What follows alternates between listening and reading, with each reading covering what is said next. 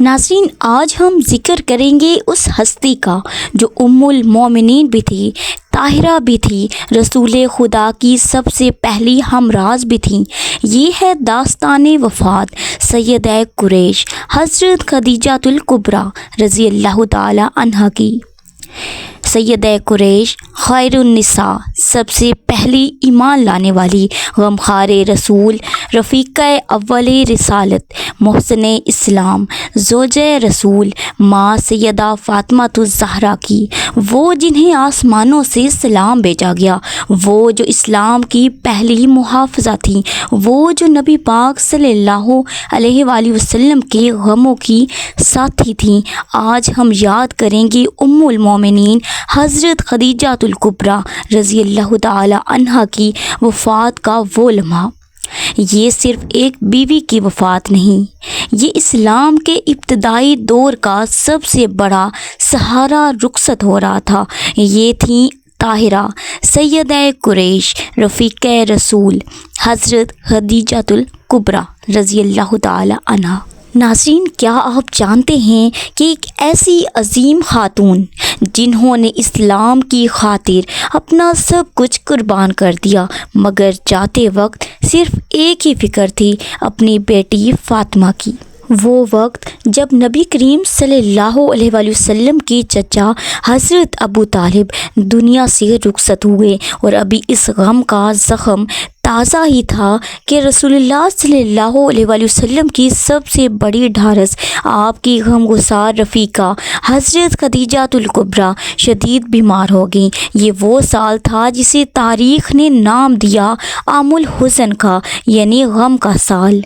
ناظرین، جب حضرت خدیجہ الکبریٰ رضی اللہ تعالی عنہا ان کے وصال کا وقت قریب آیا تو نبی پاک صلی اللہ علیہ وآلہ وسلم کی آنکھیں اشک بار تھی۔ حضرت خدیجہ نے عرض کیا کہ یا رسول اللہ، مجھے موت کا غم نہیں، بس افسوس ہے کہ میں آپ کے دیدار سے محروم ہو جاؤں گی۔ یہ سن کر آقا دو جہاں کے آنسو بہنے لگے۔ آپ نے فرمایا کہ خدیجہ، تم میرے ساتھ دنیا میں بھی تھی اور جنت میں بھی میرے ساتھ ہی رہو گی، تمہارے لیے جنت میں موتیوں کا محل ہے۔ انہوں نے فرمایا کہ یا رسول اللہ، میری بیٹیوں زینب، رقیہ اور ام کلثوم کی مجھے فکر نہیں، لیکن میری بیٹی فاطمہ، اس کی شادی ابھی باقی ہے، اس کا خیال خود رکھیے گا، اسے کبھی یہ محسوس نہ ہونے دیجیے گا کہ اس کی ماں اب اس دنیا میں نہیں رہی۔ یہ سن کر نبی پاک صلی اللہ علیہ وآلہ وسلم کی آنکھیں اشک بار ہونے لگی۔ آپ نے حضرت فاطمہ الزہرا رضی اللہ تعالی عنہا کو سینے سے لگا کر فرمایا کہ فاطمہ، تم میرے جگر کا ٹکڑا ہو۔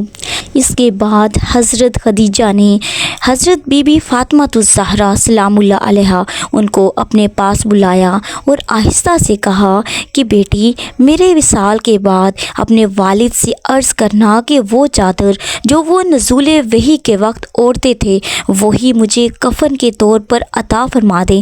جب نبی پاک صلی اللہ علیہ وآلہ وسلم کو معلوم ہوا تو آنکھوں سے آنسو جاری ہو گئے۔ آپ نے اپنی مبارک چادر اتار کر فرمایا کہ بیٹی، یہ اپنی والدہ کو دکھا دو تاکہ ان کا دل مطمئن ہو جائے۔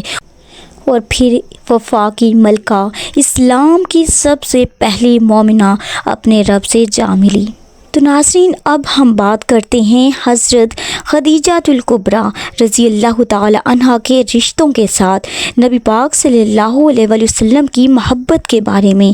حضرت عائشہ صدیقہ رضی اللہ تعالی عنہا کی ایک روایت ہے کہ حضرت عائشہ فرماتی ہیں کہ دوپہر کے وقت نبی پاک صلی اللہ علیہ وآلہ وسلم آرام فرمایا کرتے تھے اور اس وقت کوئی بھی آپ کے پاس نہیں آتا تھا۔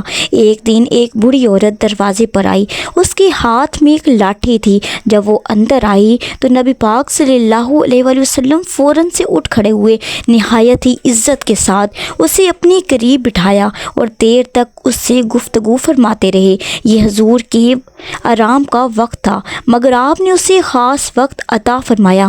جب وہ جانے لگی تو نبی پاک صلی اللہ علیہ وآلہ وسلم نے اسے تحفے بھی عطا فرمائے اور ایک غلام کسی اور خادم سے فرمایا کہ اسے گھر تک چھوڑ کر آؤ۔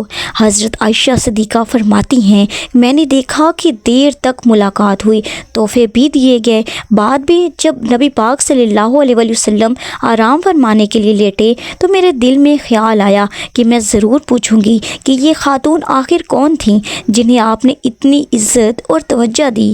میں نے دیکھا کہ نبی پاک صلی اللہ علیہ وآلہ وسلم گہری سوچ اور غم میں ہیں، آنکھیں کھلی ہوئی ہیں، مگر میں نے قریب جا کر دیکھا اور عرض کیا کہ یا رسول اللہ وہ بی بی کون تھیں جن سے آپ نے اتنی دیر ملاقات کی اور اب بھی آپ غمگین نظر آتے ہیں۔ یہ سن کر مصطفیٰ صلی اللہ علیہ وآلہ وسلم کی آنکھوں میں آنسو آ گئے۔ آپ اٹھ کر بیٹھ گئے۔ میں نے عرض کیا کہ یا رسول اللہ اگر میں نے کوئی ایسی بات کہہ دی ہے جس سے آپ کو کوئی تکلیف پہنچی ہو تو میں معذرت چاہتی ہوں۔ آپ نے فرمایا کہ عائشہ ایسی کوئی بات نہیں، تم اس عورت کے بارے میں پوچھتی ہو جسے میں نے زیادہ عزت دی، زیادہ توجہ دی۔ وہ عورت میری زوجہ حضرت خدیجہ الکبریٰ رضی اللہ تعالی عنہ کی سہیلی ہے۔ وہ مکہ میں خدیجہ سے ملا کرتی تھی، خدیجہ اسے وقت دیتی تھی، اپنے پاس بٹھاتی، اس کا دکھ سکھ سنتی، کھانا کھلاتی اور جب وہ جاتی تو اسے تحفے بھی دیتی۔